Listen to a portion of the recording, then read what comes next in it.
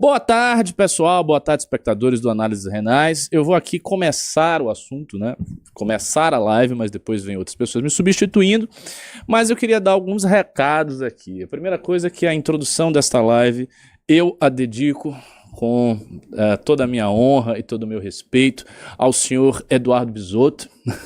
Eduardo Bisotto, que teve momentos de glória, que tem tido momentos de glória na história da República Brasileira recente e que teve um grande momento de glória partilhado por todos nós, que é o acerto da sua previsão e a derrota de Luiz Inácio Lula da Silva na indicação do Bessias. A gente precisa comentar muito isso, as implicações políticas dessa derrota do Lula. Eu acho que elas são muito consideráveis.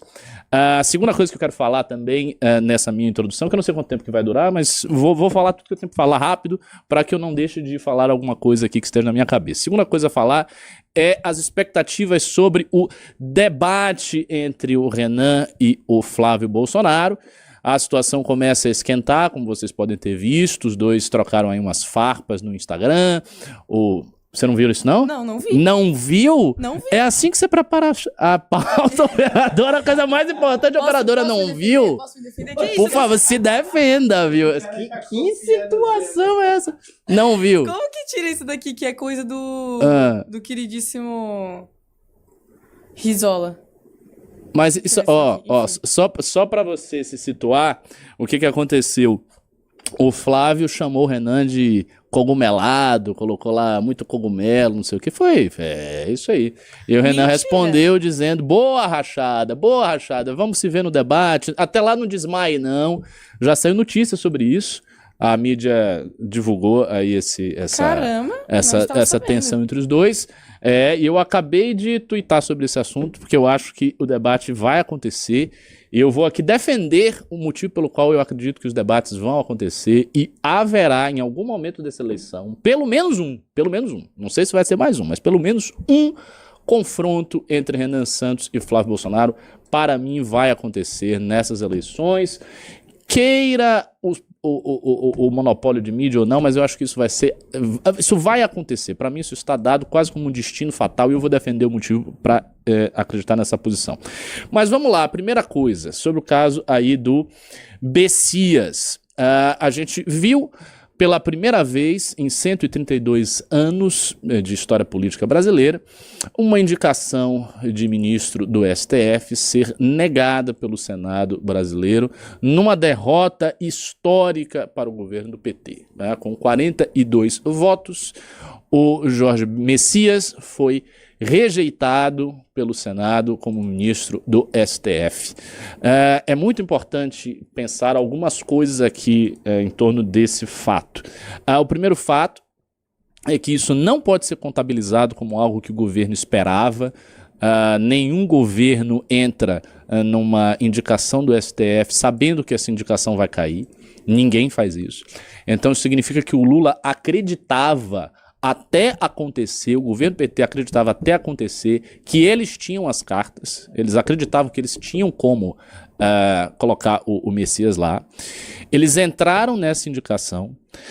Essa indicação não deu resultado porque nós já sabemos, o Alcolumbre se articulou para tirar o Messias. O Orlando levantou essa hipótese ontem e eu considero que é uma hipótese bastante plausível, que ele tenha feito isso com a colaboração e a anuência do Gilmar Mendes. Gilmar Mendes, que há tempos atrás queria outras figuras como indicações, ele queria o Rodrigo Pacheco, que era do PSDB, ou do PSD, e portanto ele deve ter se visto como alguém enfraquecido neste momento de crise do STF e de crise do regime político. Então isso rolou sim. Você tá com o print aí da treta? Joga aí, só pro pessoal ver. Olha aí o que aconteceu, mas porque o cara pagou. É muito cogumelo. Boa rachada, segura tua onda que eu te vejo nos debates e você poderá fazer essas piadinhas na minha frente. Não desmaie até lá. Eu comentei isso no meu Twitter há poucos minutos atrás e vou ler o meu comentário, vou falar um pouquinho sobre esse comentário. Entra aí no meu Twitter, é Ricardo_MBL. Entra aí que eu fiz um pequeno texto sobre esse assunto, que é o que eu acho que exatamente vai acontecer. Joga aí, vamos Paciência ver. com o computador. Tudo, não, eu tô paciente, eu não sou o Arthur agoniado. Ricardo, _MBL. _MBL. Isso, essa pessoa aí. Joga lá, aqui. O primeiro comentário é 10 minutos atrás. 10 minutos atrás. Vou ler para vocês o que eu escrevi e vou defender a minha opinião aqui perante essa audiência. Não vai ser um debate, vai ser um massacre. Ao ajustar sua mensagem para o cronômetro e para os protocolos do debate eleitoral televisivo, não vai sobrar realmente nada para o Flávio, só os chavões de sempre, que a base dele, muito maior que a nossa, já repete. O MBL está, em relação ao governo Bolsonaro, simples e categoricamente do lado da verdade.